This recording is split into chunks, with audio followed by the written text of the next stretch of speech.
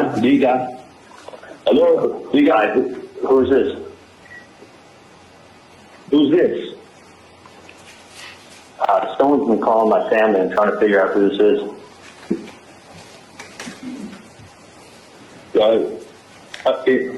In reference to what, man? Someone by the name of Sammy called.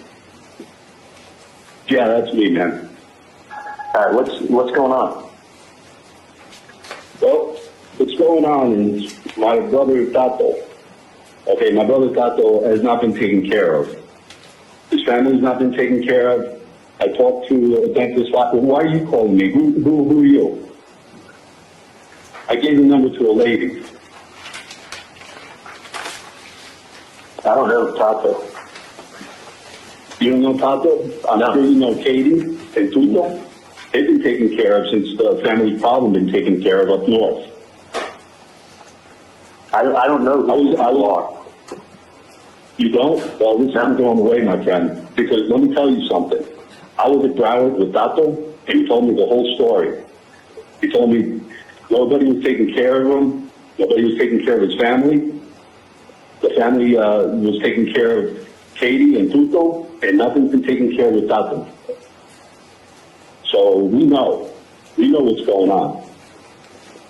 And Tato needs to be taken care of. Do the right thing. The lady already has the paperwork. She knows what I'm talking about. We know Katie. We know Tuto. We know they've been taken care of. All right, let me look at it. No more f***ing around, man. No more f***ing around. This ain't going away. You guys need to do the right thing for Tato. That's my brother, man. That's my brother, and he needs to be taken care of. His family needs to be taken care of, just like Katie and Tuto have been taken care of. I've never met these people, but let me call you back, okay? That's bullshit, man. You know exactly what I'm talking about. You know this lady. I don't know your relationship with this lady, but we know what the f*** is going on. This ain't going away. Take care of Tato just like you take care of Katie and Tuto, man. What if I told you that a successful dentist from South Florida paid $100,000 to have his sister's ex-husband executed in broad daylight, and then spent nearly a decade believing he was too clever to ever face justice? What if I told you that his own mother called him minutes after being approached by someone she thought was a gang member, setting off a chain of recorded conversations that would ultimately seal his fate? And what if I told you that the entire conspiracy unraveled, not because of traditional detective work, but because they couldn't stop talking? Before we dive into one of the most calculated murder conspiracies in modern American history, if you're fascinated by cases where arrogance meets consequences, where family loyalty becomes a weapon, and where justice arrives slowly but inevitably, then you need to subscribe to Dark Trail Files. Hit that subscribe button and turn on notifications, because we bring you cases like this, cases that make you question how far people will go for control, how intelligence can become a person's greatest vulnerability, and how the truth has a way of surfacing no matter how deep it's buried. Now let's begin. July 18th, 2014. A Friday morning in Tallahassee, Florida. The kind of summer day where the heat builds slowly, where routines feel safe, predictable. Dan Markel, a 41-year-old law professor at Florida State University, dropped his two young sons at daycare just before 9 in the morning. He was a devoted father, a brilliant legal scholar, someone who had built his career on understanding the complexities of criminal justice and retribution. He drove to Premier Health and Fitness Center on Maclay Boulevard, arriving at 9:12 a.m. What he didn't know was that a silver Toyota Prius had followed him there. What he didn't know was that the men inside that car had already made one attempt on his life weeks earlier. What he didn't know was that his time was running out. At 10:38 a.m., Markel left the gym and drove toward his home in the quiet Benton Hills neighborhood. The Prius followed. Every turn, every stoplight. The hunters had their prey in sight. At 11:02 a.m., everything shattered. A neighbor heard what sounded like firecrackers. Then he saw it, a silver car backing quickly out of Markel's driveway. When he approached, he found Dan Markel slumped in the driver's seat of his Honda Accord, still inside his garage. The engine was running. The driver's side window was shattered. Blood covered his head. He'd been shot twice, once in the forehead, once in the left cheek. His left arm bore defensive wounds. The neighbor's 911 call captured the raw chaos of that moment. You can hear the panic, the confusion, the desperate attempt to help someone who was beyond saving. This is what murder sounds like when it erupts into an ordinary life. 911, what's the address of your emergency location? Okay, tell me exactly what happened. We heard him looked in, the garage door was up, and I thought the gentleman was backing out, and I went back to my house, but he never backed out, and I came back over, and his driver's side window is shattered, and he's battered and can't answer. He's inside. I don't know if somebody tried to shoot him or if he shot himself or what. I don't know. He didn't send an ambulance in a hurry. An EMT. He's still alive. He's moving. Okay, what's going on with him? I don't know. The driver's side window is all bashed in, and he's got blood all over his head. He's not responding to me. I think you need to hurry. Yeah, I'm going to get him on the way to you. I just want to ask you a few questions, okay? Go ahead, but send them as you're asking. Yes, sir. They're already on the way, okay? Are you with him now? I'm standing right outside the garage door. Can you tell me how old he is? I don't know. He looks like maybe 35 or 40. Hang on 1 second for me, okay? Okay. All right, sir. I apologize about that. What was how old is the patient again? I'm sorry. I can't tell. He looks maybe 35 or 40. I don't know. Okay. And is he awake? He's just moving his head around, but he's not responding. I've called his name, asked what's going on, or not call his name, but ask him what's happening. He's not responding to that, but his head's kind of rolling around. Okay. Is he conscious? Well, I can't tell. Okay. Is he breathing? I can't tell that. I'm assuming he's breathing if he's moving his head around.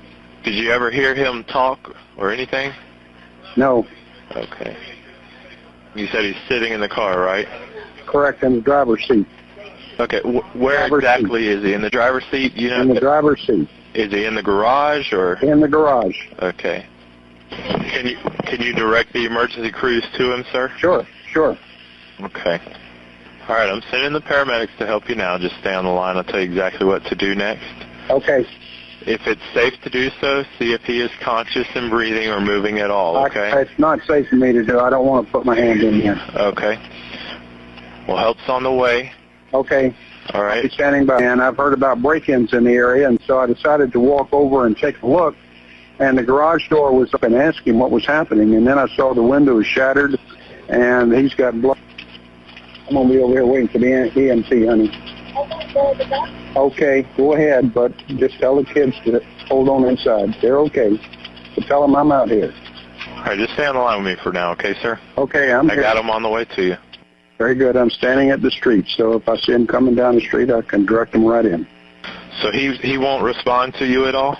Not to me. Holler at him or anything? Yeah, he didn't respond, but his head kind of moving around. Okay. But I've walked away from the car right now. I'm standing at the street, so. And he's? No. Okay. He's inside. The window's shattered. The garage door was up. Okay. Where is the vehicle dispatched from? I'm not sure. Give me a second. I'll try to see where they are, okay? Is he still moving around? I don't know. I'm standing at the street now trying to wait for your vehicle. Did you say you were checking on where it was? Yes, sir. Or where it's coming from? Mm-hmm. Where is it coming from? I'm checking. Okay. Got several people on the way. Looks like one person's coming from Maclay Road. Okay, well, it may take them a while to get here then. We're close to the hospital, so. Mm-hmm. So you're saying his head is bloody now? Yeah, it's been bloody. I mean, it's... Okay.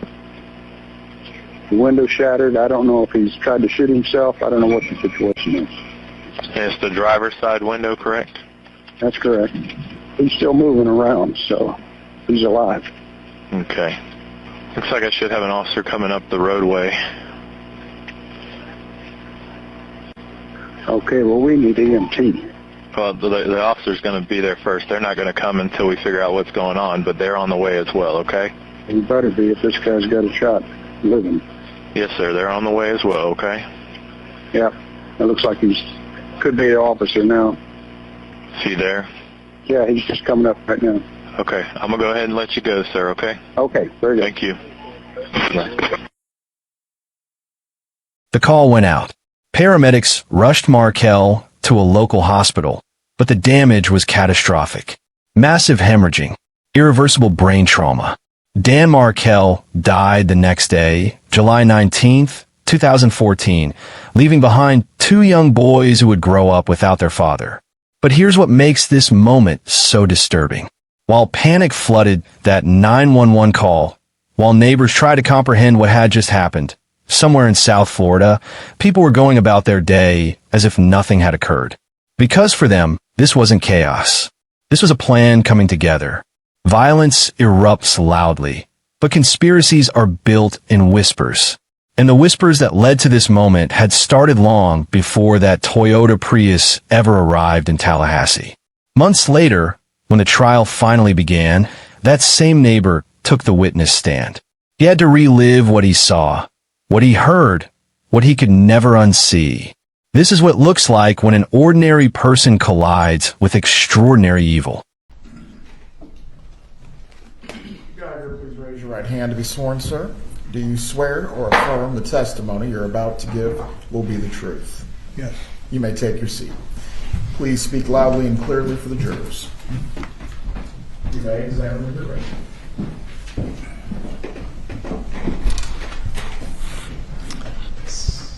Yes, sir. Perfect. Thank you. Please say your name and spell your name. My name is James Geiger, Geiger. Sir, where do you live? I live in Tallahassee. How long have you lived at that residence? It's getting pretty close to 50 years now, I think 48 or 49. All right. I want to take you back to July 18th of 2024. Now I've got an ad on me. Do you recall something unusual that happened that day? I'm sorry, I said 2024. 2014, sir. You know what case we're here about. Do you remember what happened on that date? Yes, I do. All right. Could you please tell our jurors how something unusual first got your attention? It was a Friday morning, about 10:30. My wife and I were sitting in our living room looking out towards Trescott Drive, out to the street. And as we were sitting there, we were doing something with our iPads, and we heard a noise, a popping, loud sound, bang sound, and we immediately got up and walked to the front. We have a big picture window. Walked up to see if we could determine what had happened and where it had come from. We weren't sure it was to the right or to the left. And, all right, let me pause you right there and show you a couple photographs that I have as marked as states 1, 2, and 3.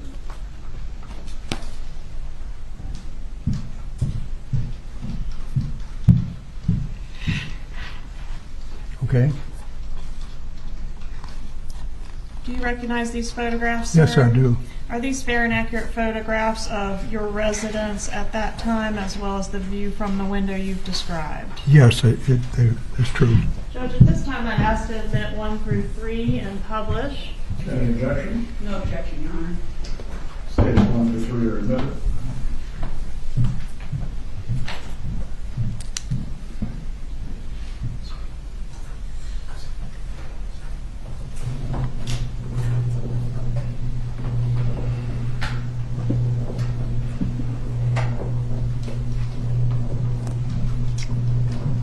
If we could publish states 1, please.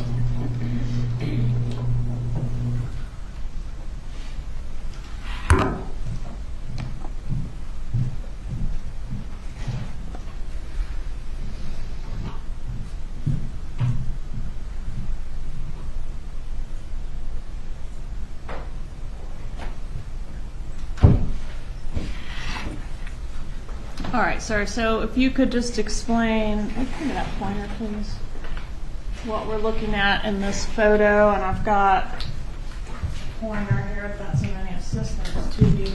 Push the middle button, you get a red dot.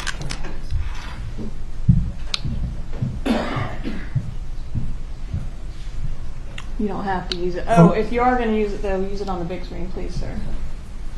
All right, so just describe what we're looking at in this photo states 1. This is taken from Trescott Drive. The house on the right is my house, and the house on the left was Danny's house. Okay, and the bay window that you've described, is that what is pictured in this portion of the photo right here? Yes, sir. Yeah, that's correct. Publish states 2, please.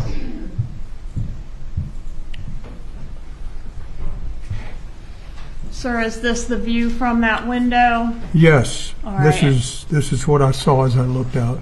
Okay, and the driveway that we can see there on the right side of the window, is that Dan Markel's driveway? Yes, it is. All right, so you've described that something got your attention. Can we have states 3, please? Well, as I mentioned, I wasn't sure where the noise had come from, and I looked to the left and to the right, and as I looked to the right, there was a car that was rapidly backing out of the driveway and immediately headed down in that direction towards Benton Road. It caught my attention because it seemed to be going so fast. And I noticed what it looked like, and that caught my attention, although quite frankly it was out of the corner of my eye. It appeared to be a Prius, a light-colored Prius, maybe silver or white. Okay, so something got your attention. What was that? Well, that was what got my attention, and then... Was the vehicle itself? Excuse me? Was the vehicle itself, or some noise preceded you seeing the vehicle? Well, initially we had heard this loud noise, which we weren't exactly sure it was. It could have been a gunshot, we weren't sure. And then when I saw the car back out, that prompted me then to walk next door. There had been in the neighborhood a few break-ins, burglaries, and my first thought was that somebody was trying to break into the Markel house.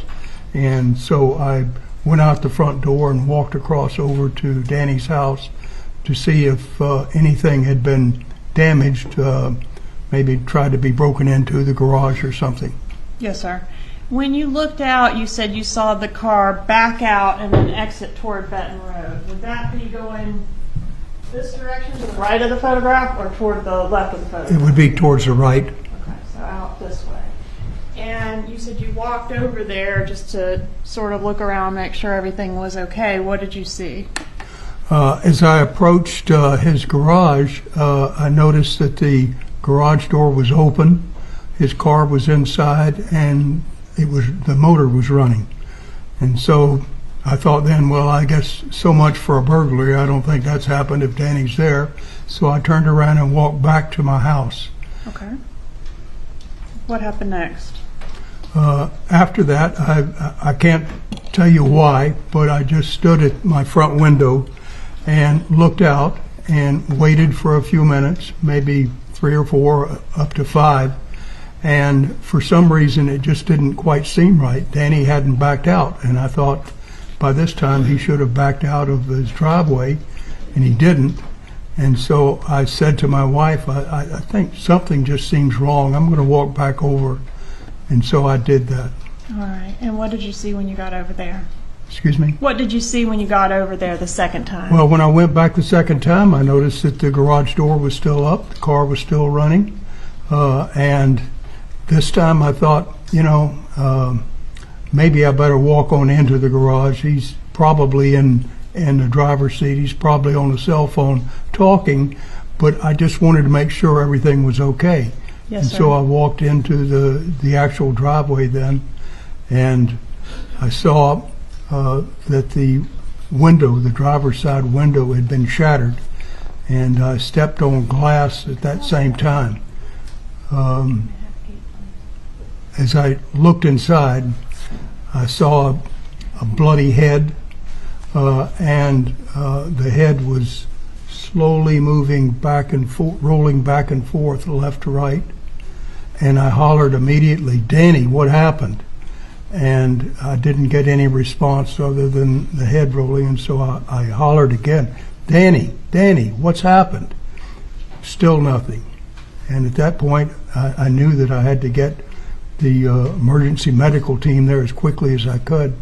I reached into my pocket to pull out my cell phone, which is where I normally keep it, and it wasn't there. And I thought, gee, I've left it back on the couch at the house.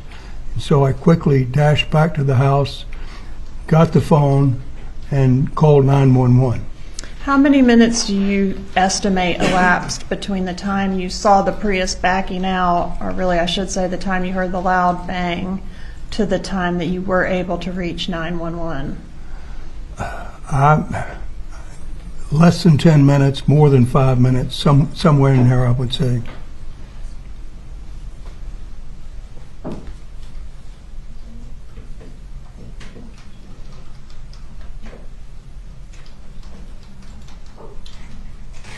I'm going to approach and show you what I've marked as State's Exhibits 4, and then I also have 6 and 7.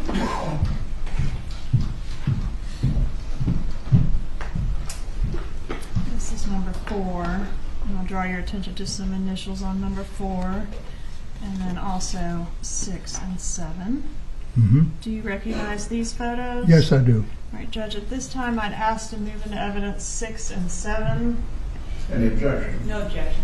States 6 and 7 are admitted. Publish State 6, please. You may.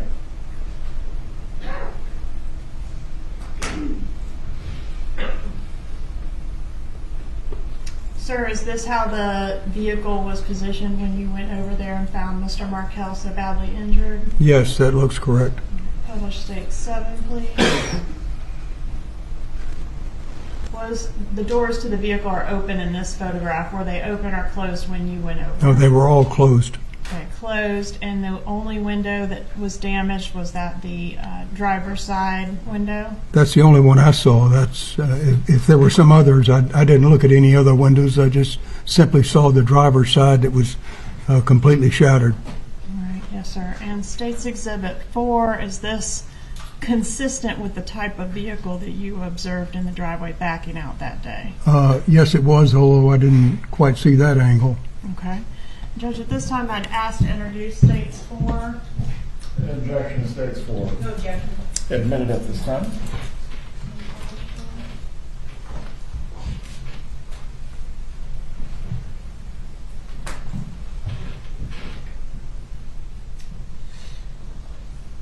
All right, and you described it as a light-colored Prius. You weren't exactly sure of the color, maybe white, maybe silver, right? Yeah, silver came to mind first, I guess, but certainly a light-colored vehicle.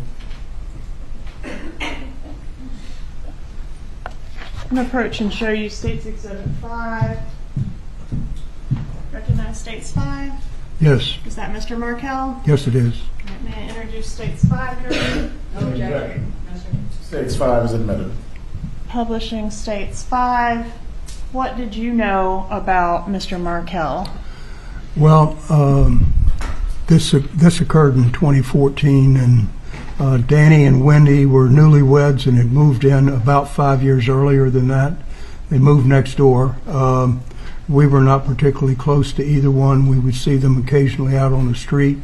The memorable thing, and the other neighbors would tell you, is that when they first moved in, they had a housewarming event, and they invited all the neighbors in, and we attended it. That was our first time to see them and visit them. They seemed like a nice young couple, and but after that, we weren't particularly close. Did they have a couple little children living there? Well, when they first moved there, they didn't, but after a year or two, they had a first child, and then later a second child. All right, and at the time that Mr. Markel was shot, had his wife, Wendy, moved out? Had they separated? Yeah, we had understood that they were going through a divorce. Wendy had left, and after that, we rarely saw Danny, and I don't think we ever saw the kids either. But Were you familiar with Mr. Markel's profession? yes, I knew that he was an attorney. Both of them were, and they were connected with the FSU Law School, I believe. But I didn't know their exact positions there. Yes, sir. Publish 4 again, please. Are you able to tell the jurors anything about the occupants of this vehicle on that day? No, I only saw it just briefly, and to notice what kind of car it was. I couldn't tell you who was inside. The windows were dark as far as I could see. I didn't even know if it was 2-door or 4-door. I just didn't see anything like that. During the time that you were present at the scene of the shooting, did Mr. Markel ever regain consciousness or ever say anything that you heard? No, I never heard him say anything. The only notion was that his head kept rolling back and forth during the 911 call, which it took forever to try to get the emergency vehicle there, the emergency medical team. They would occasionally ask if he was still breathing. And I would walk back up into the garage, and his head was moving still. And I said, well, his head's moving. So I assume he's still breathing. Yes, sir. Have you had an opportunity to review that recorded call that you made to 911 that day? Yes, I have. All right. And was it a fair and accurate recording of that call? Yes. All right, Judge, at this time I'd ask to move into evidence states 88. Any objection? No objection. States 88 is money. May I publish? Go ahead.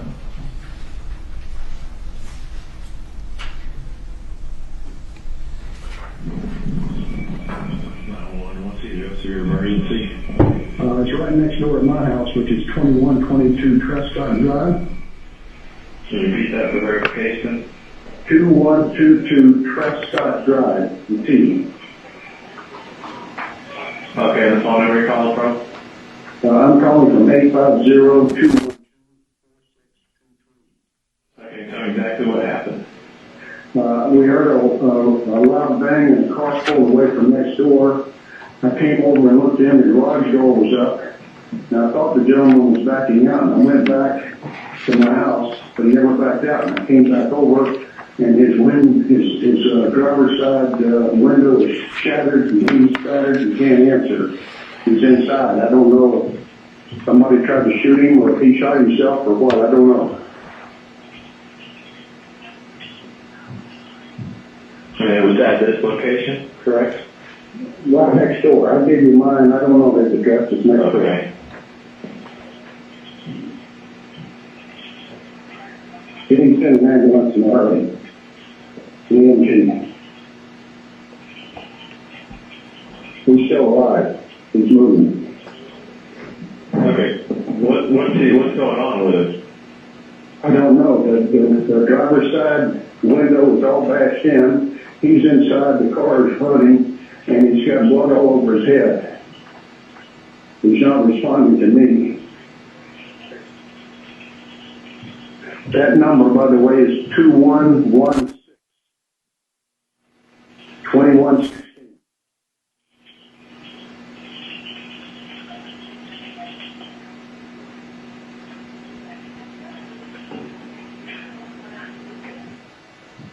All right, that's the first few minutes of a 14-minute call. Is that how long it took them to get somebody to you? Seemed to me a lot longer. Seemed like 14 hours, didn't it? Long time. Nothing further, Your Honor. Cross-examination for Mr. Geiger. No question, Your Honor. Mr. Geiger, you may step down, sir. Is he released from his subpoena? Will anyone need to recall him for any purpose? He's released, Your Honor. Have a good day, sir. The neighbor never asked to be part of this story. He was just someone who lived on Trescott Drive, someone who happened to be home that Friday morning. But trauma doesn't ask permission.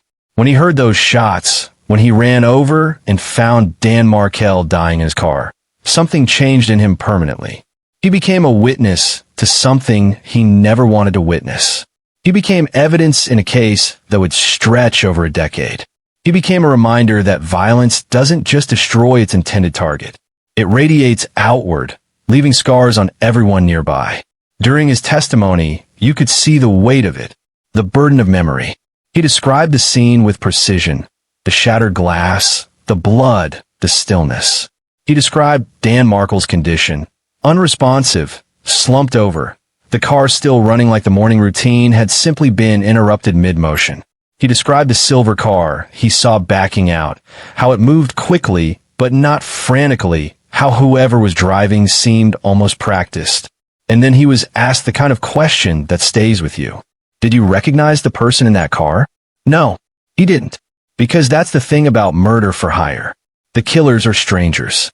They have no personal connection to their victim. They're just contractors fulfilling a job. And the people who hired them stay far away, insulated by layers of distance and deniability. What the neighbor couldn't have known that morning was that this wasn't random. Dan Markel hadn't been killed by a stranger with a grudge.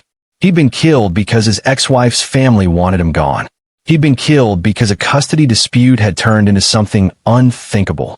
He'd been killed because people who should have accepted a court's decision chose violence instead.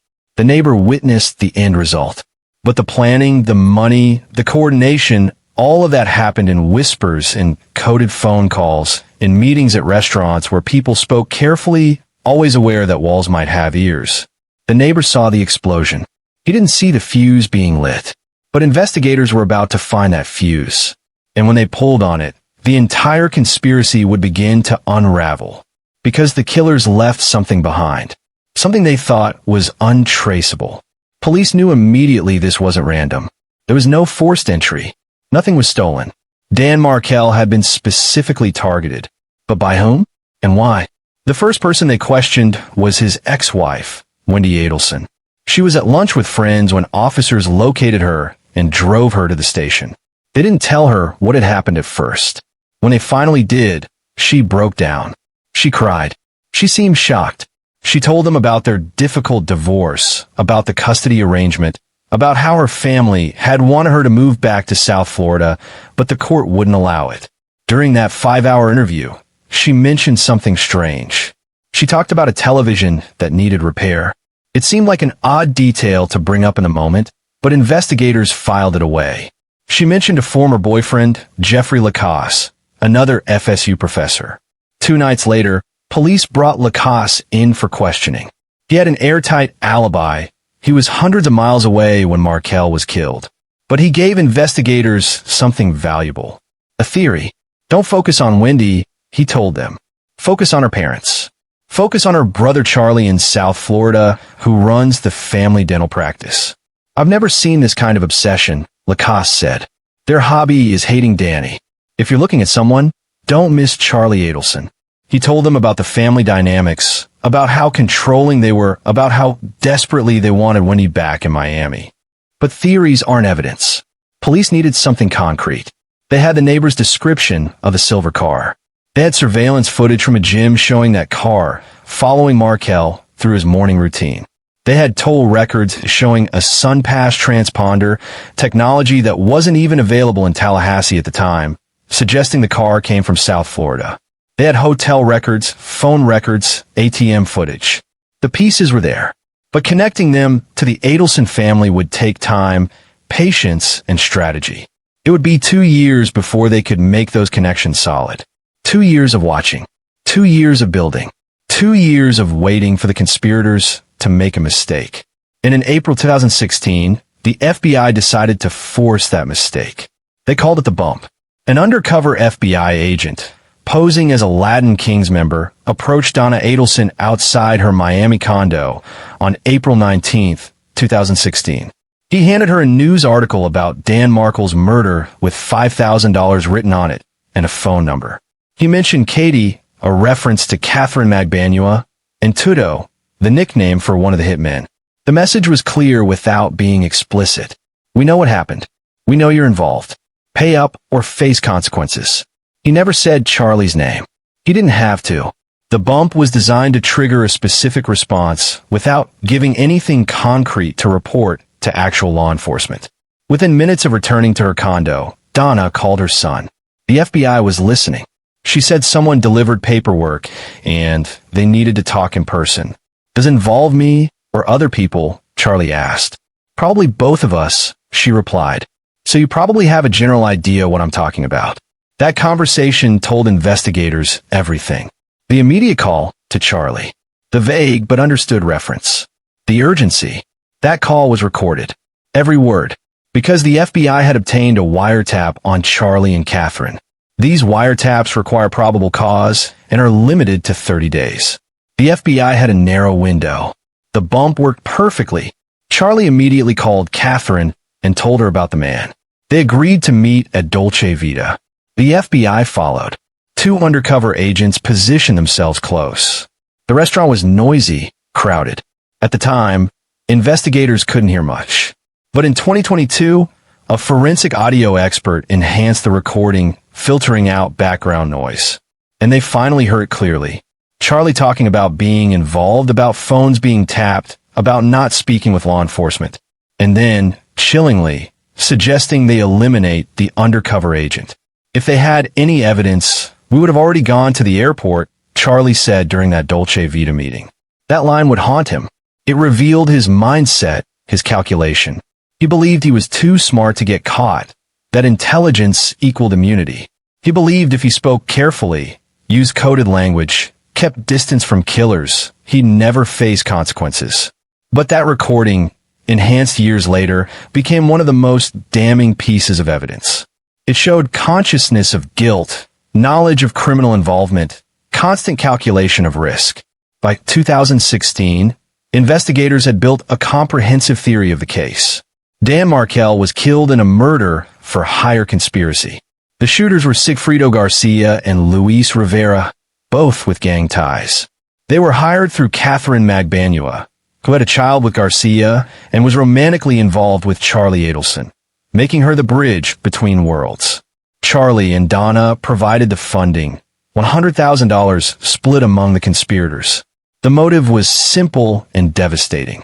Winnie wanted to move to South Florida with her children. The court said no. Dan had 50-50 custody, so the family paid to have him eliminated. In May 2016, police arrested Garcia. In October, Rivera pleaded guilty to second-degree murder for a 19-year sentence.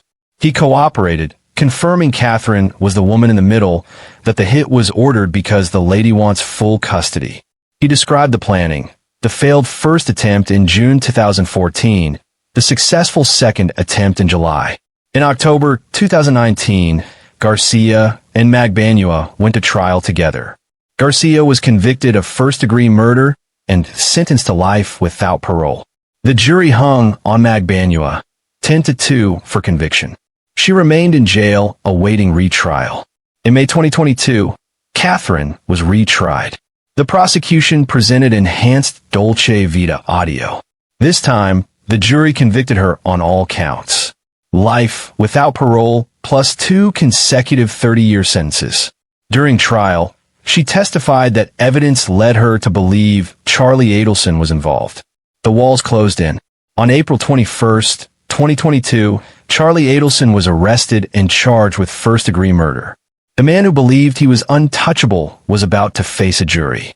And the recordings, the phone calls, the carefully constructed lies, all of it was about to be played in open court. November 2023. A Tallahassee courtroom. Charlie Adelson sat at the defense table, a South Florida periodontist who owned a Ferrari and lived a life of comfort and privilege, now facing the very real possibility of life in prison. The prosecution's case was methodical, detailed, and absolutely devastating. They presented cell phone records showing coordination between conspirators at key moments. They showed financial records proving Catherine Magbanua received large sums from the Adelson dental practice, though no one confirmed she actually worked there. They played wiretap calls where Charlie and Donna spoke in coded language, referring to the murder as a TV problem. The TV reference was damning.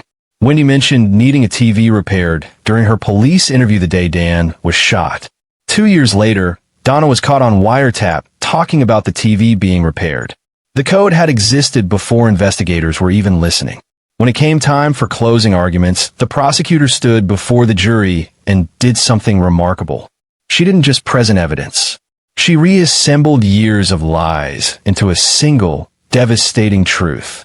Watch how language becomes a weapon in the hands of someone who knows how to wield it. In jury selection, we talked about the burden of proof and how it was my burden to prove this case to you beyond a reasonable doubt through evidence. And generally speaking, the defense's job is to poke holes in the evidence and argue that it falls short of meeting that high burden. And we also learned at jury selection that the defense does not have to prove anything. But sometimes if the law enforcement investigation is so thorough and so compelling that there's really no way to poke holes in the evidence, he has to basically admit his own words, his own text messages. That stuff is undeniable, right? And those things prove that he was in cahoots with Catherine McBanois in 2013, through the murder in 2014, and all the way up until her arrest in October of 2016. He knows he can't deny that he paid the killers because of this bizarre practice he had of stapling his money. So sometimes when a defendant can't attack the facts or the law, they instead try to explain it away by saying, you can't trust what you're seeing. It's not what it appears to be. It's actually something else entirely. Often, as in this case, the individual explanation, so when you zoom in on one piece of evidence with its attached explanation, can be like, maybe. But when you zoom out and you add all these things together, this explanation, and this explanation, and this explanation, this coincidence, and this coincidence, and this coincidence, it starts making less and less sense. It starts being less and less reasonable. And when you zoom out from the defense's theory, it's really unreasonable, right? Because to find it reasonable, you have to buy a lot of things that he's selling. The most obvious of which is that because Sigfredo Garcia hated him, he and Rivera traveled to Tallahassee twice to kill someone he hated in hopes that he would give them money for it on the back end. Please think about that. To hit this defendant where it hurts, these two dudes with no connection at all to Dan Markel and without 2 nickels to rub together, rented a car and paid for gas to come to Tallahassee and stay in a hotel twice in order to kill someone that this defendant hated. To harm him. And for what? To maybe get money? Maybe he just turns him in for murder. Why not just kill and rob him if what you're after is money and there's no hired hit? Why not just kill and rob him if your motive is, we hate him? Then the bad guys don't even have any contact with him, according to his own story. They didn't threaten him, they did not beat him into submission. Instead, they sent his own girlfriend to extort him on their behalf. And without any actual contact from the bad guys, the defendant just opened up his safe and handed over his beloved money that he had saved his entire life since he was a child. He just handed it over. Take it all. And when that amount wasn't sufficient, these stone-cold murdering gangsters let the defendant go on a payment plan to give him the rest of the money. They let Catherine McBanois skim off the top each month. And never, over the next 2 years that he was being extorted monthly, these gangsters, remember that money doesn't go to the principal, that $3,000 a month. They never show up to demand the remaining $195,000 that this defendant has agreed to pay them. Then, you also need to find reasonable that over the 2 years of this supposed extortion layaway plan, that the defendant continued to do what?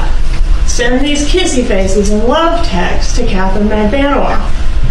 He's sending these messages to a woman who got him into this mess, and he says he didn't suspect she was involved. What? What do we know about this man? He didn't suspect she was involved. She's taking the money. He's never even heard from the bad guys. He didn't see it that way, that she got him into this mess. They grew closer after she began extorting him for $3,000 a month. Meanwhile, the defendant and Catherine Magbanua break up. She continues to maintain her direct and indirect contact with Sigfredo Garcia, the man who's extorting him, the man who murdered his former brother-in-law in cold blood. But he sees her as a friend. The kissy faces and the I love yous continue. Even after Catherine Magbanua got back together with the man who executed Dan Markel, the father of his young nephews, and a guy who's actively extorting him, this defendant continued to reach out to her over and over again to offer her favors and gifts, including a birthday gift for Garcia, and to tell her he loves her and how lucky he is to have her in his life. Lucky? Next, to find a reasonable doubt here, you have to find it reasonable that the defendant never texted or talked about this first layer of extortion. Why? According to him, because Catherine Magbanua said, let's never talk about this. So they didn't. Then you have to believe he never reported or revealed this information to law enforcement out of fear of the gangsters. And finally, you have to believe that this living in fear of death by gang members over 2 years didn't cause a change in his general demeanor that his friends noticed, but later the bump from law enforcement did. He says that's because, well, I became worried that I might be falsely arrested. So I wasn't a hot mess when I was being extorted by gang members and threatened to be killed and my whole family killed. But I became a hot mess when I started to get worried that the cops might be getting closer. And I have no real way of knowing if all this stuff sounds ridiculous to you, if it sounds reasonable to you, or if y'all just heard so much stuff that you're totally confused and can't even remember what the evidence in the case showed. But they only need to get one of you confused enough to derail this whole thing, right? So I've got to go through each thing with you. Your verdict has to be unanimous. So I want to go through the testimony, I want to review the evidence, and I want to spend a little bit more time talking about this multitude of explanations the defense has offered in an effort to really turn each piece of evidence on its head.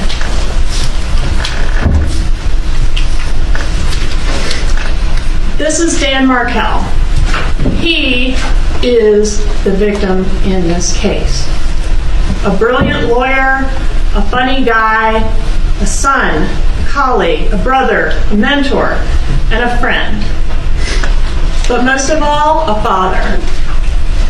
A dedicated and loving father whose downfall was brought about by the fact that his number one priority was maximizing his access to those two little boys in the wake of a bitter divorce from their mother. And despite the defense's efforts to characterize their client as the real victim here, Dan Markel remains the only victim in this case. The only thing he was guilty of is fighting like hell for those kids. And he lost. He didn't lose in court, but he lost. This is what he looked like before this defendant hired a hitman to kill him. And this is what he looked like afterwards. The evidence has shown that on July 18th, 2014, this brilliant man was gunned down in broad daylight in the driveway of his own home. His horrific death ultimately set police down two separate paths following the two most promising leads they had. The first was to chase down that Prius that Mr. Geiger saw fleeing the crime scene. And we'll examine those efforts in detail. The second path was to ask, as we would in any murder investigation, who might want to have done this? Who would want Dan Markel dead? The prosecutor didn't shout. She didn't need to. She walked the jury through the timeline, through every phone call, every payment, every moment where Charlie's story didn't quite add up. She pointed out the absurdity of his defense, that he was being extorted, that Catherine Magbanua had told him he'd be killed if he didn't pay, that he gave her $138,000 and agreed to monthly installments because he was scared. If he were really being extorted, the prosecutor asked, why not go to the police? Why continue paying for years? Why meet with Catherine at restaurants and talk in code? The defense was that Charlie was a victim. The evidence showed he was an architect. At one point during the trial, Charlie couldn't contain himself. When the prosecutor accused him of using coded language to hide his involvement, he erupted. Watch what happens when someone who's always been in control suddenly realizes he's losing it. I was approached by another extortionist today. Does she say that? No, she's talking very carefully. And you say carefully, but isn't carefully the same thing as code? No, they're two totally separate things. You know the difference? You weren't really giving her money for a TV, were you? Giving her money for a TV. This TV is probably going to be about $5. Okay. I need you to bring cash tonight. I wish she picked another object on planet Earth other than TV. But TV is code for absolutely nothing. There is no code in this case involving TV. And you keep circling and circling and circling TV, you're wrong. Is it a coincidence that the repair of the TV that you bought Wendy as a divorce gift because it was cheaper than hiring a hitman is your sister's alibi for the murder, and then your mom brings up TV first call on the wire? It's not an alibi for a murder. She had a broken TV. You got to ask Lincoln who threw the remote at the TV. Was it a coincidence? Is the TV thing a coincidence? That's what I hear you say. Oh, that the repairman was there that day? Yes, sir. Yeah, that is a coincidence for sure. There's a couple of coincidences in this case. I'm sorry, I cut you off. I said there's a couple of coincidences in this case. I mean, she had people send her an email to go buy a bottle of Bullet bourbon for their Stock the Bar party, and she was driving to a liquor store to buy a bottle of Bullet bourbon on that day, at that time, and her friend sent the email, and you have the email and evidence. Like, is that a coincidence? Yeah, coincidences happen. And the you might not be the right Katie talk, that doesn't seem to really fit with your theory of the case, does it? What was your explanation for that? Why you kept saying you might not be the right Katie? I mean, she's definitely the right Katie, right? Absolutely. She knew it was. I was implying it was her. I was just trying to say I'm not setting you up, but I need your help. On call B, you call your mom back, and you say, you probe her a little bit, and ultimately you say, you think someone's trying to blackmail you? That's crazy. Why does it sound like this is something that's new and unfathomable to you at that moment? Well, because I wasn't even following what my mom was talking about on the first call. And on the second call, when she shocked me when she said that. And I'd been extorted before, and her saying to bring cash, everything just didn't sound right. Could we play clip 4, please? This is from Dolce. What? Sorry, from what? Clip 4 from Dolce. Okay.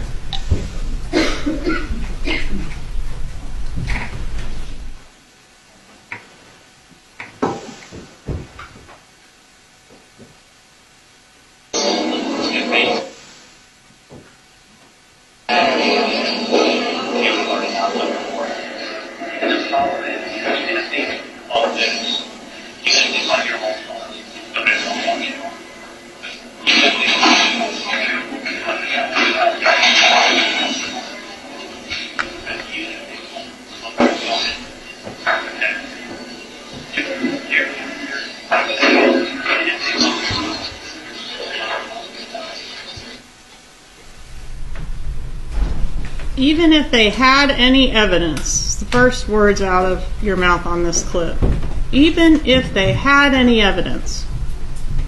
No. Strike. The quote is, if they had any evidence, we'd have already gone to the airport. And I know you already testified about this, but does an innocent person say, if they had any evidence?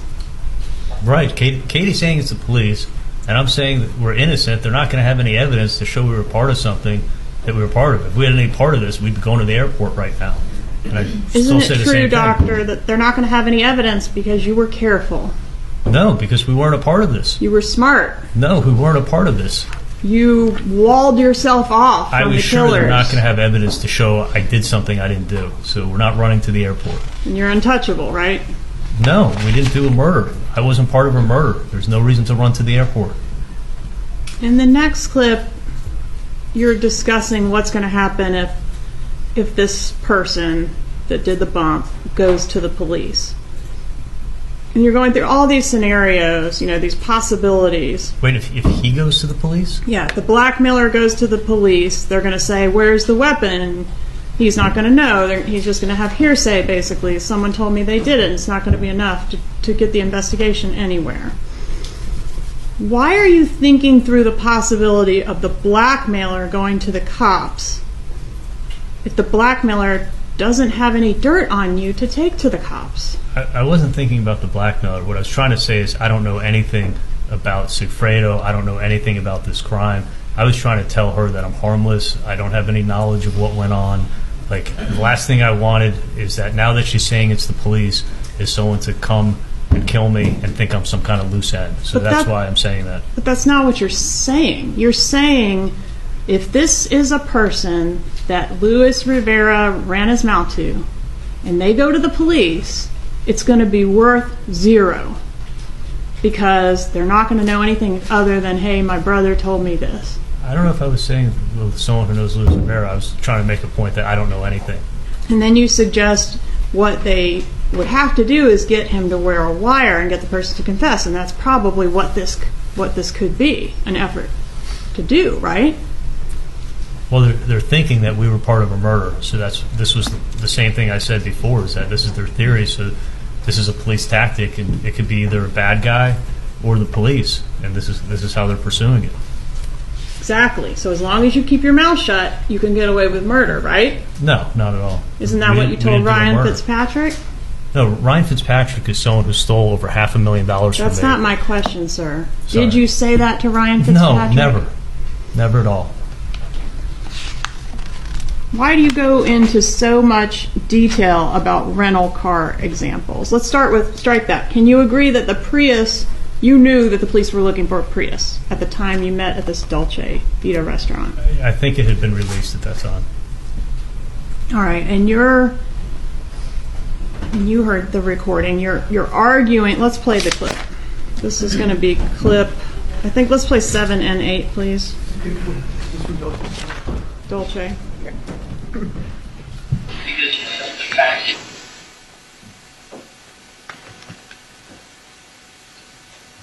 Because the fact is, like, even if, let's say, I just got my car, and then I go ahead and I get in line, and I go, and you're dating in the car, I go, yeah, she was in my car, and she got out, and she did this horrible crime. Okay, if they come and they get the DNA in the car, they go, no, she was in my car. No, he sat in the car for 2 minutes, got out of the AC, and then got out of the car. He has nothing to do with the house and broken.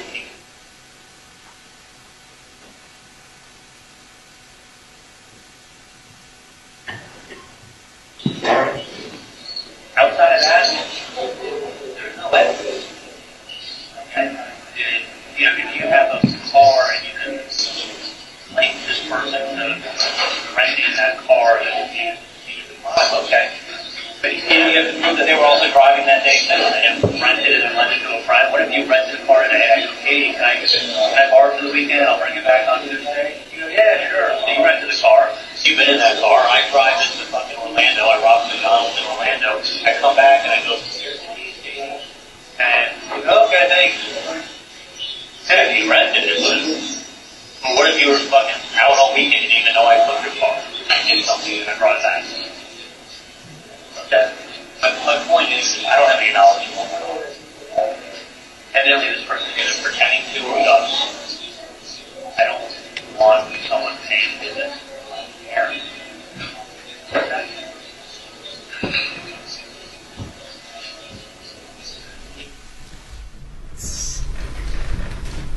Sounds like you're saying even if they track down the Prius, even if there's DNA or fingerprints in the Prius, meaning like they can link someone to the Prius, that's not going to be enough evidence to make any arrests in this case. Is that what you're saying? No, not at all. What I'm doing is I'm restating. You've answered my question. Can I give you an on redirect? You'll have an opportunity. Well, my question was. One moment. My question We're not just wildly arguing, Mr. Adelson. Please answer the question. Okay. I can just ask you a yes or no question. Please allow me to answer your question. Okay. Can I? Yeah. Okay, sure. Help yourself out. What I was saying to Katie is that the information she had just told me in the car about Sigfredo not being there when the crime was committed, she told me that Sigfredo was high on drugs at the hotel and that Luis had rented a car and that he's the one who killed Dan. And I'm restating to her that I don't have any knowledge of what went on, and that all I know is that Sigfredo wasn't even there when this happened. So that's what I'm restating to her. That Sigfredo can't be caught even if he's connected to the crime, to the car? I know that Sigfredo wasn't the one who killed Dan. Okay. This was the moment where Charlie's arrogance showed through. He lashed out, insisting the prosecution was misinterpreting innocent conversations, that he and his mother were just discussing family matters, that the term TV wasn't code for anything sinister. But the jury had heard the recordings. They'd heard Donna say the TV needed to be repaired right after the FBI bump. They'd heard Charlie reassure his mother that this is just fishing, don't worry about it. They'd heard him tell Catherine at Dolce Vita that if law enforcement had real evidence, he'd already be at the airport. Criminals often believe intelligence equals immunity. They think being smart means they can outsmart the system. They think using coded language, speaking carefully, keeping distance, will protect them. But every careful word leaves a fingerprint. Every coded conversation creates a pattern. And when those patterns are laid out in front of a jury, the cleverness becomes evidence. During the trial, Charlie took the stand in his own defense. It was a calculated risk. And when he spoke about his possible involvement, about what he knew, and when he knew it, you could see something happening. Watch carefully what he avoids saying, just as much as what he does say.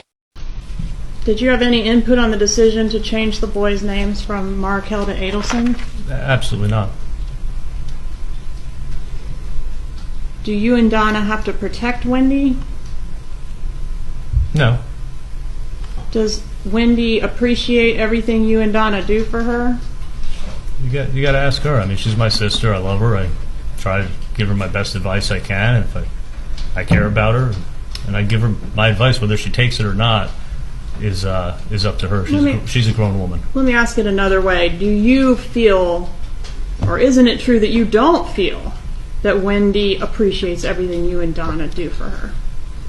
My sister had no idea what I've been through in the last, God knows how many years, and what I wake up worrying, am I going to get killed? Am I going to get arrested? And she knows none of it. She's just going around her life, and I had somewhat of an innate anger towards her. You know, probably unjust because she didn't know what happened. But yeah, I was upset.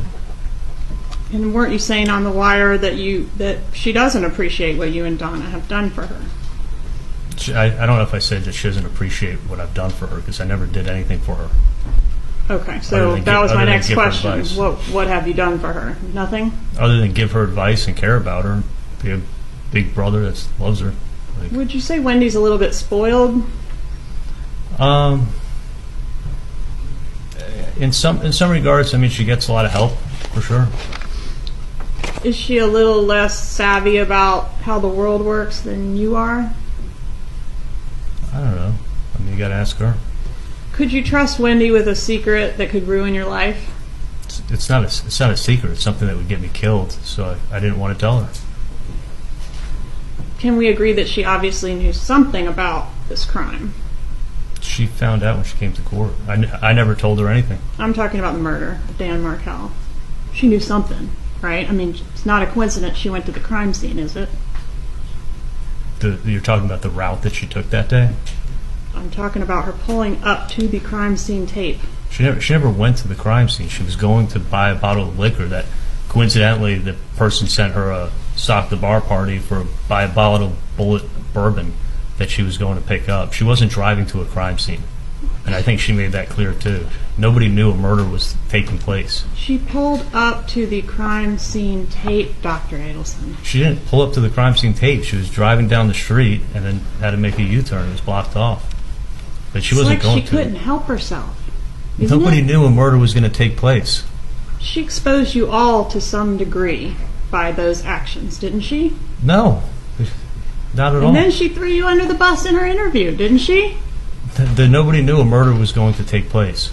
She knew her husband had just been shot, and they were asking her who would want him dead, and she said your name. Are you mad about that? No, she said a lot of people's names. Well, she Not at said all. yours in the first 25 pages of a 5-hour interview. Isn't that true? I wasn't there for the interview. But you've reviewed it in preparation for your trial, haven't you? I actually don't know if I've seen her interview. There was a lot of questions of you about, didn't you do this murder with Wendy? Doesn't the state think you did this murder with Wendy? Are you familiar with your charges in this case? Yes, I'm very familiar with my charges. All right. And who are you alleged to have done this murder with? I'm alleged to have done this murder with my sister, my mom, and my dad. Would it refresh your recollection to review a copy of the indictment in this case? I'm a slow reader, but I could read it if you want. May I approach, Your Honor? Okay. And this is the official charging document in your case, Dr. Adelson. What does it say in reference to who you are alleged to have committed the murder with? This is, what day is this? 2022. Oh, they think I did a murder with Katie.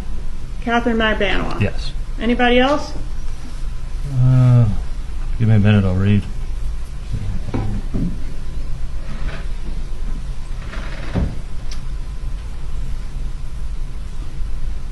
They got Luis Rivera in here. They got Sigfredo Garcia. As being alleged to have committed the murder with you? Did I read it too quick? Take your time.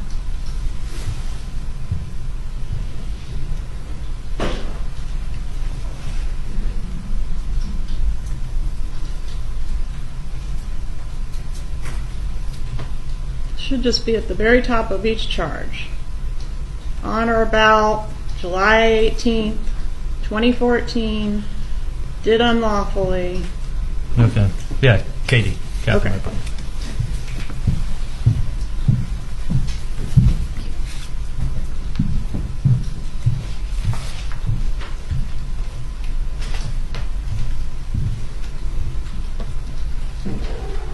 Are you mad that Wendy hasn't been charged and you have?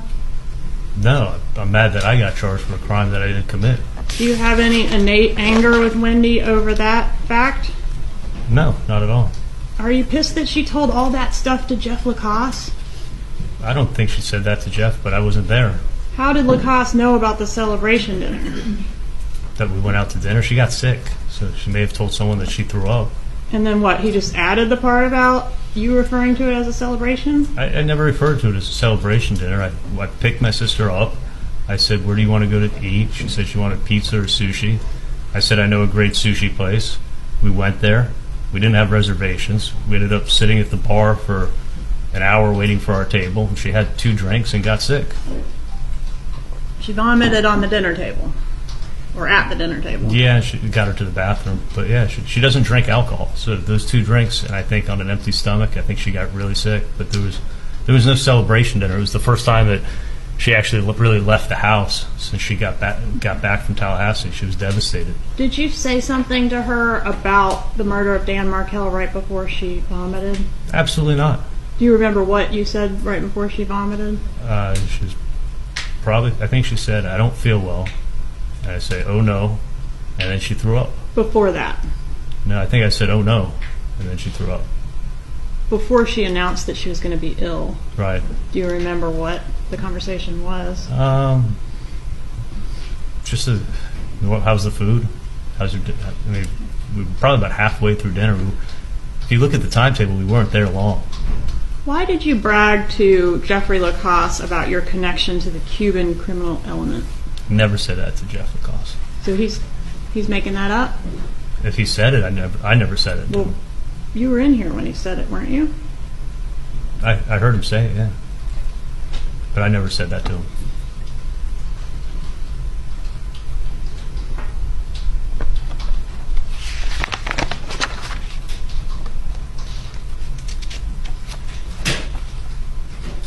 On one of these calls, and it's in the context of talking about Dave and Wendy's relationship with Dave, you tell your mom that you've already gone above and beyond for Wendy.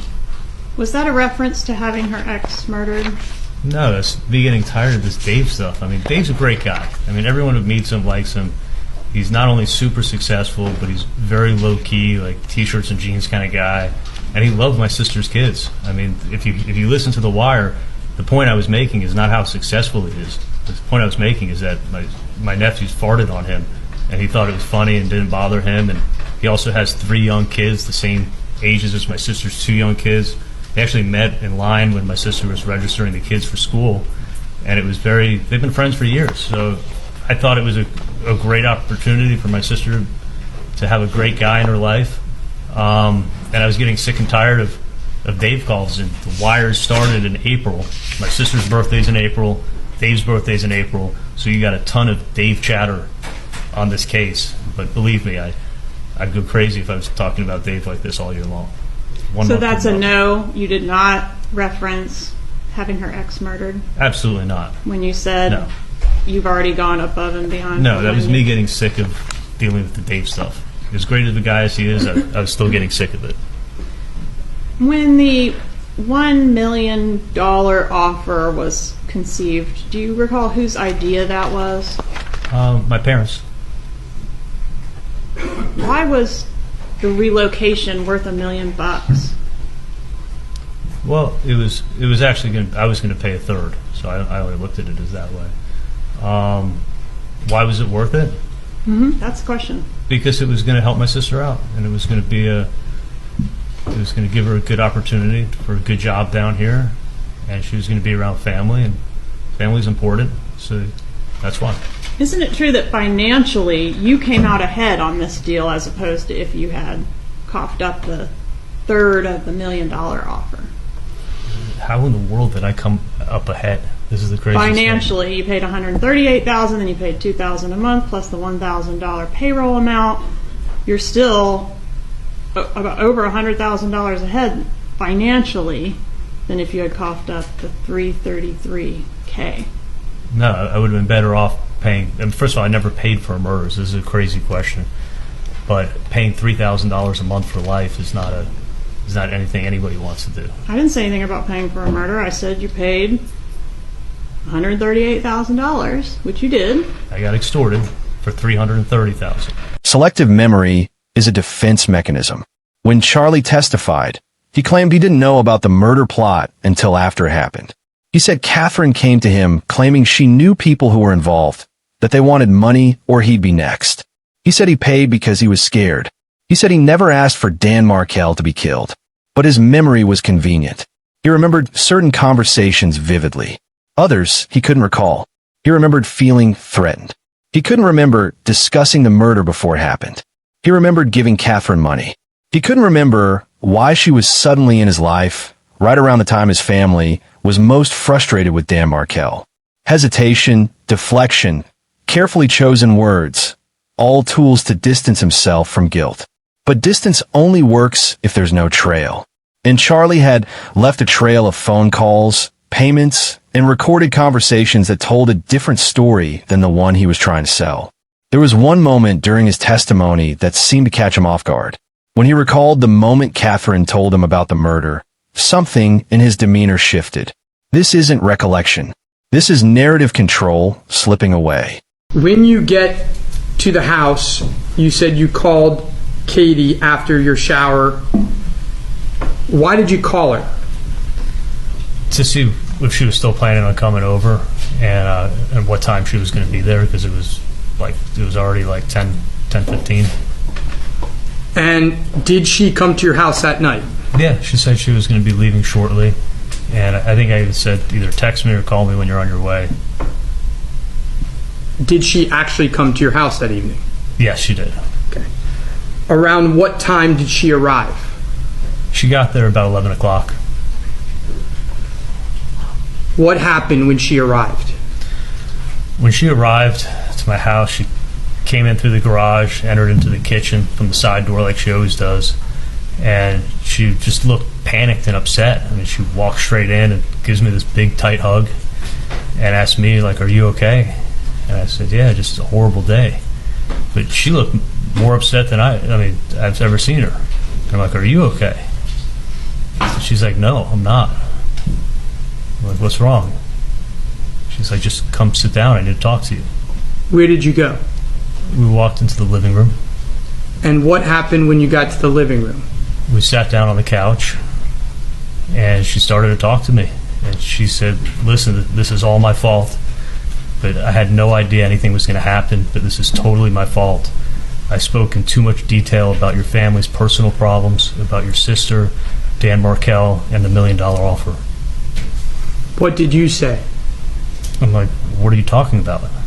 And she's like, my friend killed Dan, and he wants to be paid $1/3 $1,000,000. How did you react? I was like, what did you just say? And she's like, my friend killed Dan, and he wants you to pay $1/3 $1,000,000. What happened next? I stood up, and I started cursing it. I'm like, what the fuck? Are you kidding me? And she's like, no. I'm like, who did this? Who's your friend that did this? And she's like, I don't want to say. I can't say. And I said, who was it? And she just kept saying, I'm not going to tell you. And I was like, was it Sigfredo? And she's like, no, I'm not telling you. And I just walked in my bedroom and sat down on the edge of my bed. What happened when you got in the bedroom? She came into the bedroom, followed after me. She sat down next to me. She started telling me, like, I'm so sorry. This is all my fault, but I didn't know any of this was going to happen. And I'm like, Katie, I'm not going to be part of this shit. Like, I'm not going to be part of paying for a murder. This is insane. When people lie, they often rewrite their memories. They start to believe their own version of events because the truth is too uncomfortable. But when pressed, when asked to recall specific details, the rewriting becomes obvious. Charlie described Catherine telling him about the murder, how she said people she knew were involved, how she said they wanted money. But the more he talked, the more inconsistencies appeared. Why would strangers want money from him? Why would they come to Catherine? Why would she come to him if she knew he had nothing to do with it? The story didn't make sense, and the jury could see it didn't make sense. This wasn't memory. This was someone trying to create a reality where he was a victim instead of a perpetrator. But reality has a way of refusing to cooperate. November 6th, 2023. After 3 hours of deliberation, the jury returned. Charlie Adelson had spent years believing he was too smart to get caught. Watch what happens the instant that belief shatters. The verdict form is in its proper order. Madam Clerk, please publish the verdict. In the Circuit Court of the 2nd Judicial Circuit in and for Leon County, Florida, the State of Florida versus Charles Adelson, case number 2016 CF 3036B, verdict. Count 1. We, the jury, find as follows as to count 1 of the indictment, first-degree murder. The defendant is guilty of first-degree murder. Count 2. We, the jury, find as follows as to count 2 of the indictment, conspiracy to commit first-degree murder. The defendant is guilty of conspiracy to commit first-degree murder. Count 3. We, the jury, find as follows as to count 3 of the indictment, solicitation to commit first-degree murder. The defendant is guilty of solicitation to commit first-degree murder. So say we all this 6th day of November, 2023. Guilty. First-degree murder. Guilty. Conspiracy to commit first-degree murder. Guilty. Solicitation to commit first-degree murder. The moment the verdict was read, something happened to Charlie Adelson. The confidence vanished. The carefully maintained composure cracked. This wasn't just a legal loss. This was the destruction of an identity. He'd seen himself as someone who was smarter than everyone else, someone who could navigate the system, someone who could orchestrate a murder and never face consequences. And in one moment, that entire self-image collapsed. He wasn't the storyteller anymore. He was the story. The man who thought he'd paid for someone else's crime without leaving fingerprints had just been convicted of first-degree murder.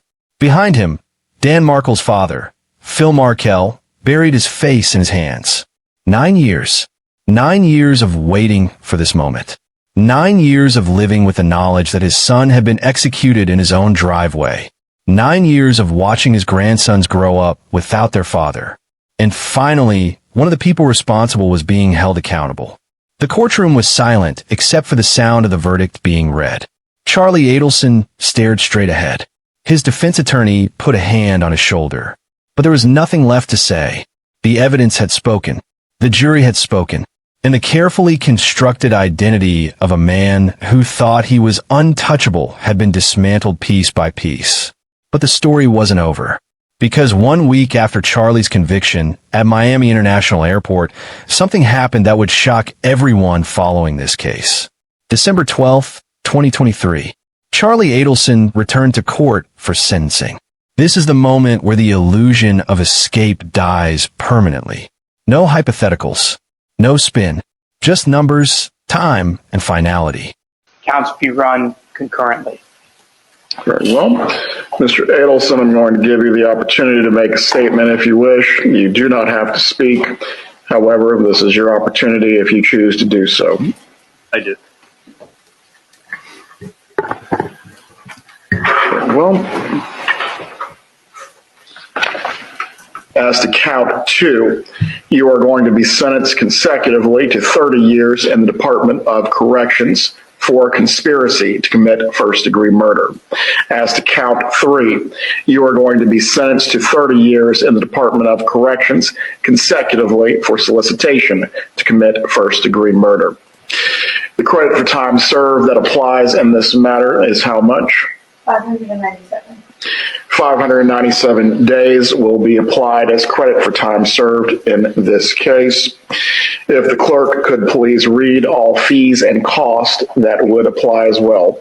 $2,100 as a fine pursuant to Florida Statute 775.083, $105 as a 5% surcharge required by Florida Statute 938.04, $20 as a court cost pursuant to Florida Statute 938.06, Crime Stopper Trust Fund, $3 as a court cost pursuant to Florida Statute 938.01, subsection 1, Criminal Justice Trust Fund, $50 pursuant to Florida Statute 938.03, Crimes Compensation Trust Fund, $225 pursuant to Florida Statute 938.05, Local Government Criminal Justice Trust Fund, $2 as a court cost pursuant to Florida Statute 938.15, County Criminal Justice Education, County Code 7-26, $50 as a court cost pursuant to Florida Statute 775.083, subsection 2, County Crime Prevention, $3 as a court cost pursuant to Florida Statute 938.19,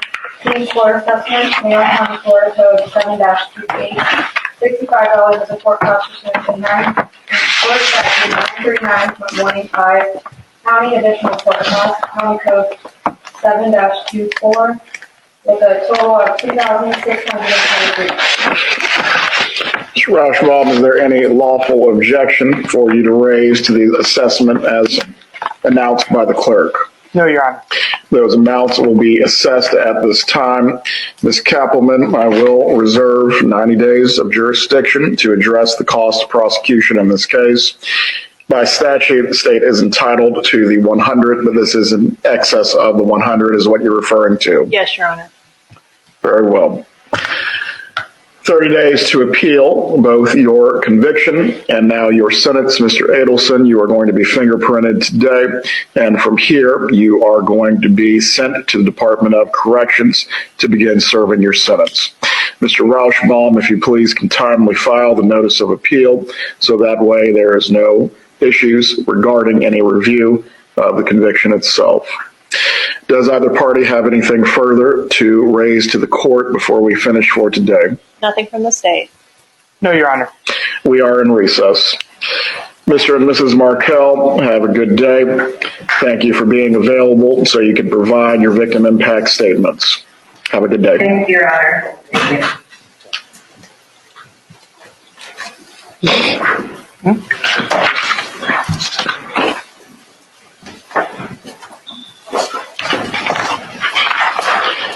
Cheyenne, you can take this.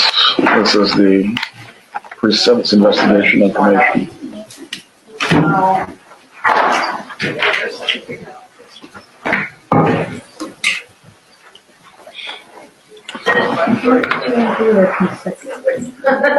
Two count one.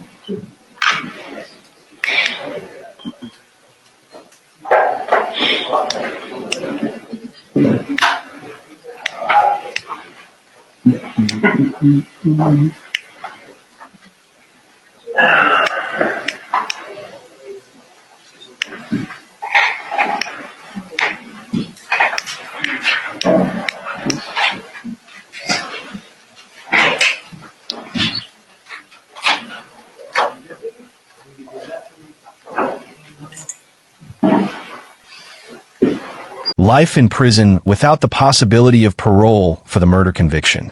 An additional 30 years for conspiracy. Another 30 years for solicitation, to be served consecutively. Charlie Adelson would spend the rest of his life behind bars. When given the opportunity to speak, he declined. There was nothing left to say. The judge recited the sentence with no emotion. This wasn't a moment for speeches or reflection. This was math. A life for a life. The calculation was complete. But sentencing isn't just about the defendant. It's about everyone else in the courtroom. Dan Markel's family sat quietly, holding each other. They'd waited nearly a decade for this. It didn't bring Dan back. It never would.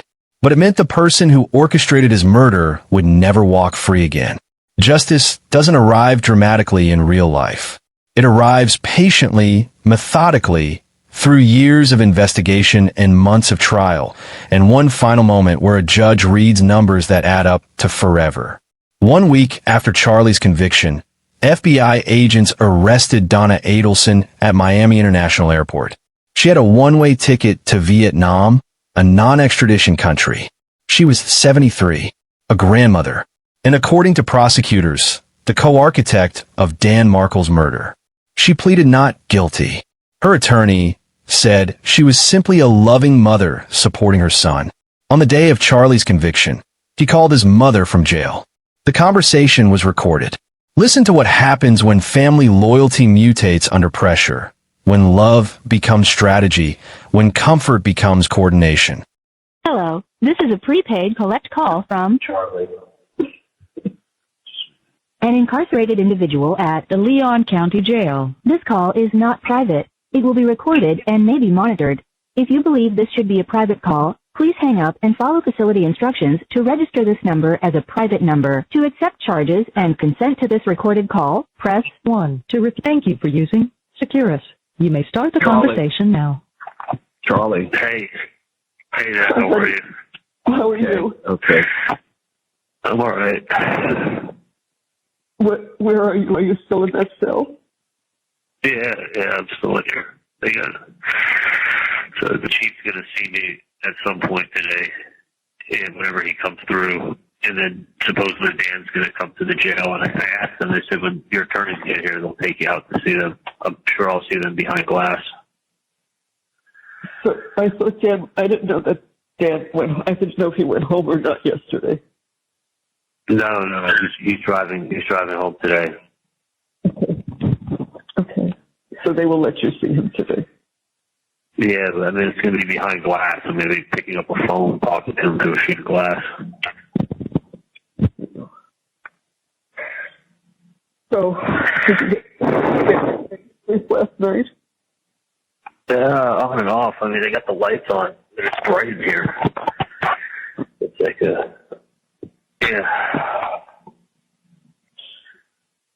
I just wanted to call and say hi. I don't even know why. No, that's okay. I'm glad you did it. I was actually just talking to Dan, so it's not like we were sleeping. Yeah. But you were talking to Dad or Dan? Dan.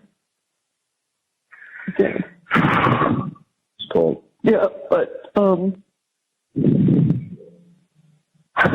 gonna have to talk when we have a moment about things that we need to take care of. Okay? Yeah, I know the money and stuff like that. No, I got you. Roman. What? And I have things I need to take care of for Roman, and ways that we can take care of him and help him. So there's that, which is the most important. and then and figuring out about the dog. So, gotta take care of things, Charlie. We gotta take care of things. It's like I'm saying. I mean, I hate to tell you this. It ain't a whole lot different. Oh, fuck.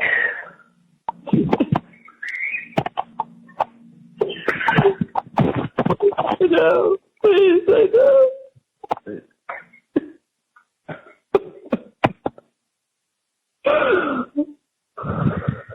Oh, fuck. I listen to everybody. Blood is thicker than water until the phone rings from a jail cell. Then it becomes something else. Something transactional. In that call, Donna tried to reassure Charlie, but her words were careful. She knew the call was being recorded. She knew everything was evidence now. So the conversation became a performance, two people saying what they thought they should say while both knowing the truth underneath. Family loyalty can be beautiful. It can also be toxic. It can lead a mother to help her son commit murder because she wants her daughter to be happy. It can lead a son to involve his mother in a conspiracy because he knows she'll never say no. And it can lead both of them to jail cells where they make phone calls that sound like love but feel like legal strategy. During the trials, phone calls between Charlie and Catherine Magbanua were played for the jury. Catherine was the bridge between Charlie's world of privilege and the world of hired violence. She translated money into action, and she was the weakest link in the entire conspiracy. You may continue with publishing the next call. Thank you, Judge. The next call is BB.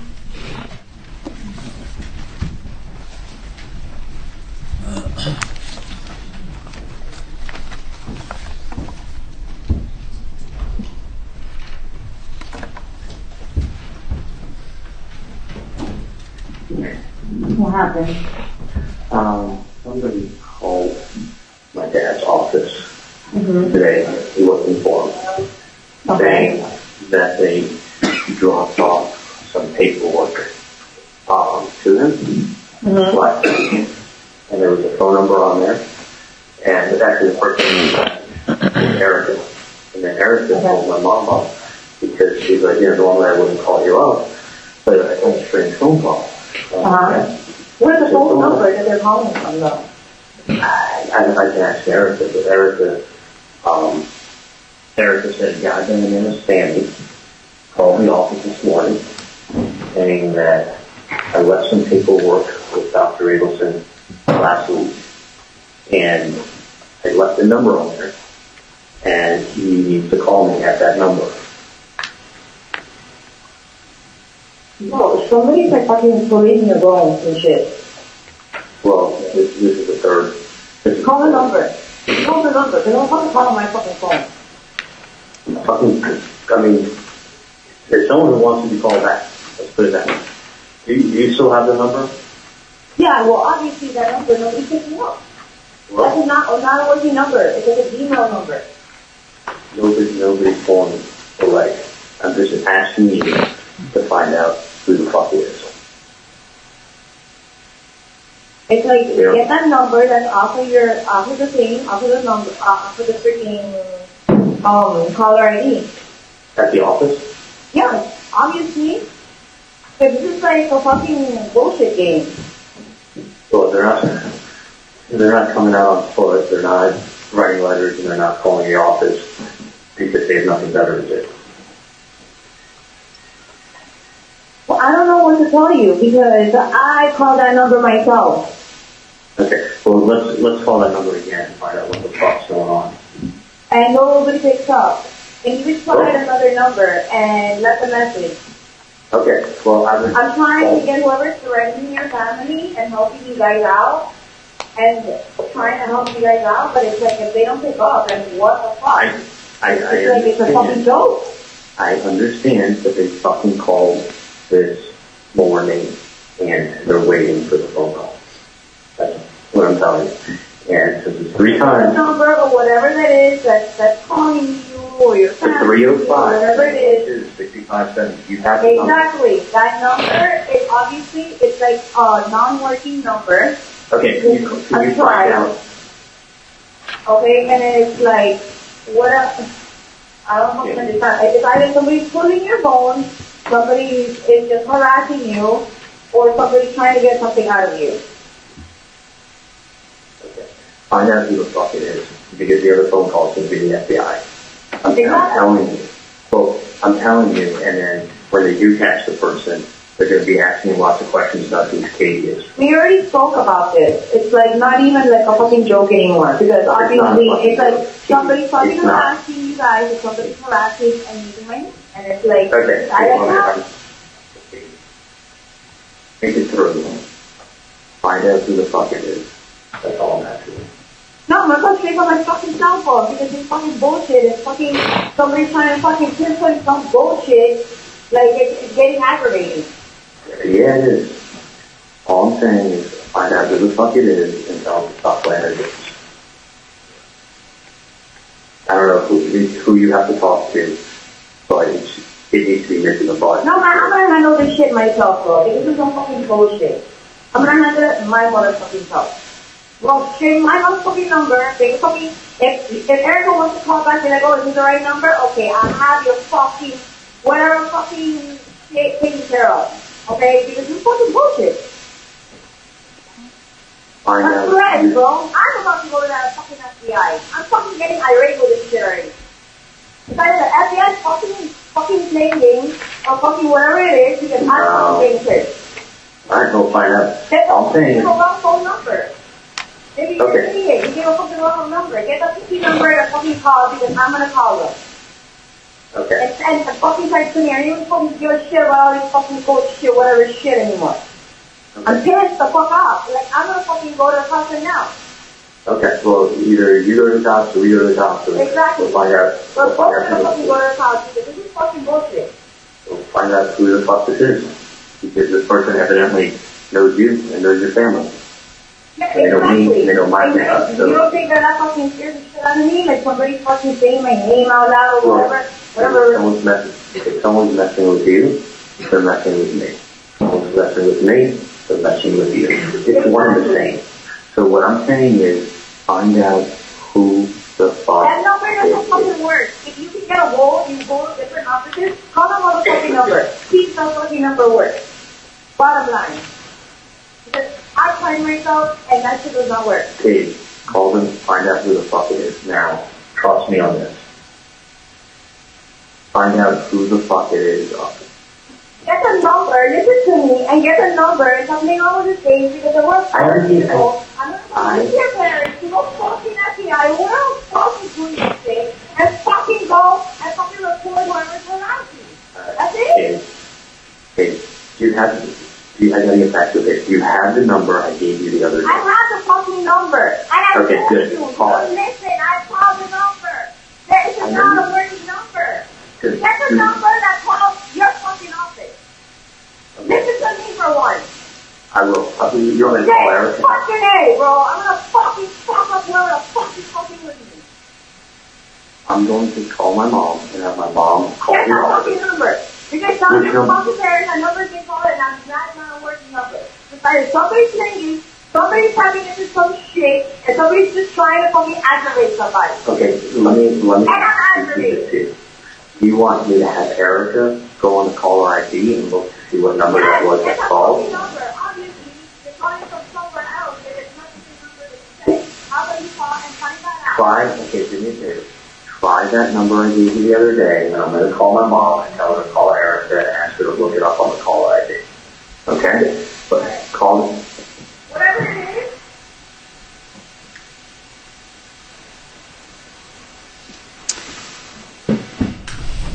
All right. Tension's rising a little bit. A little bit. Catherine Magbanua was the connective tissue. She had a relationship with Charlie Adelson. She had a child with Sigfrido Garcia. She knew people in the Latin Kings. She was the only person who could move between these worlds, the only person who could take money from a South Florida dentist and deliver it to gang members willing to commit murder. But connective tissue is also the first thing to tear under pressure. When the investigation began, Catherine was the obvious target. Law enforcement knew if they could flip her, if they could get her to testify against the Adelson family, the entire case would fall apart. But she stayed silent. Through her first trial, which ended in a hung jury. Through her second trial, where she was convicted and sentenced to life. She never gave up Charlie or Donna. Whether there was loyalty or fear or self-preservation, we'll never fully know. But her silence didn't protect her. And eventually, it didn't protect them either. Donna's trial began in August 2025 after delays. Prosecutors presented phone calls with coded language, financial records, testimony from her estranged son Robert, who said she avoided discussing the arrests and the attempt to flee. If you're innocent, prosecutors argued, you don't buy a one-way ticket to a non-extradition country. On September 4th, 2025, the jury returned guilty verdicts on all counts. On October 13th, 2025, Donna was sentenced to life without parole plus 60 years. At sentencing, she said she never wanted Danny harmed. But the evidence showed a grandmother willing to kill her grandchildren's father to have access to them. 5 people convicted. 11 years from murder to final judgment. Dan Markel was shot July 18, 2014. Luis Rivera pleaded guilty October 2016. Sigfrido Garcia convicted October 2019. Catherine Magbanua convicted May 2022. Charlie Adelson November 2023. Donna Adelson September 2025. Justice arrived patiently through years of investigation. But questions remain. Wendy Adelson has never been charged. Prosecutors identified her as an unindicted co-conspirator. She testified under limited immunity. She denies involvement. How much did she know? When? State Attorney Jack Campbell said decisions would come soon. But years passed. Wendy remains free. Dan Markel's parents have spoken after each conviction. They've expressed gratitude. But they've also spoken about the cost. About grandchildren they rarely see. Ruth asked the Adelson family one question. Was it worth killing my son? The answer is obviously no. The custody dispute resolved cruelly. Dan is gone. His killers are locked away. But the children lost their father. Charlie sits in South Dakota prison. Donna is at Homestead Correctional. Catherine at Lowell Annex. All 3 serving life. But Dan's children don't visit them. Their last name was changed to Adelson. Ruth and Phil have had few visits over years. The children lost everything. What can we learn? That violence never solves problems, it creates them. That family loyalty twisted becomes a weapon.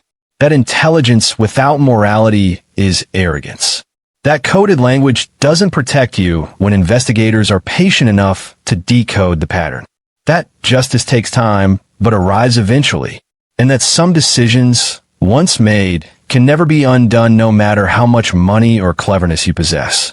Dan Markel was 41 when he died. A professor who taught criminal law, who understood punishment and retribution better than most people. The irony that the system he studied academically would spend over a decade seeking justice for him personally isn't lost on anyone who followed this case. He wrote about the role of punishment in society, about whether justice should be retributive or restorative, about how we decide what consequences fit which crimes.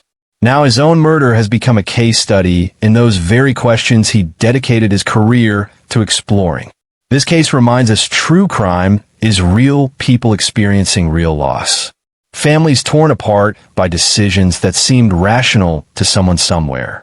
Children growing up with unfillable holes in their hearts. Investigators spending years away from their own families seeking justice for someone else's. Prosecutors carrying the enormous weight of their work, knowing every word matters. Juries making life-changing decisions after weeks of testimony. This is the human cost of crime, and it never stops being heavy. Charlie Adelson's case teaches us that whispers turn into evidence. That coded language can't hide intention. That family love can become destruction. That patience determines outcomes. And justice is math. $100,000. 2 killers. 1 professor dead. 5 convicted. 11 years. Life without parole. These numbers don't bring Dan back, but they mean the truth surfaced. Conspiracies built in whispers get recorded. Violence creates problems that never get undone. If this made you think deeply about justice, family, and consequences, you understand why we cover these stories at Dark Trail Files. Subscribe now. Turn on notifications. Every case is about real people, their real families, real loss. Seeking justice is slow and frustrating, but this case proves it's worth it. Dan Markel mattered. His children matter. Truth matters most. Thank you for watching Dark Trail Files.